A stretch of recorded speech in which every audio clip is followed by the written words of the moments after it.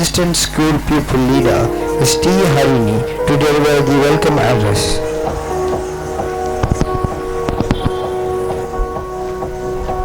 Honorable Chief Guest, esteemed guest of honor, our beloved Principal, respected Admin Officer, our beloved level-wise coordinators, dearest teachers, dear non-teaching faculty members, proud parents and dear students.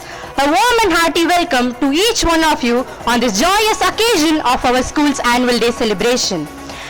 We are truly honored to have Mr. Govindarajan Sir, a respected principal and educationist, as our chief guest today. Sir, your presence is a great inspiration for our students and staff. We extend our hearty welcome to our guest of honor, Mr. Sugumaran Sir, Chief Admin Officer of Chennai Pattinam, for gracing this event with your presence. We welcome our principal, Ms. Agnes Selvi ma'am, whose unwavering support has made this event possible. We welcome our respected admin officer, Mr. Mutturaj sir, who is known for his constant and consistent support. Welcome, sir.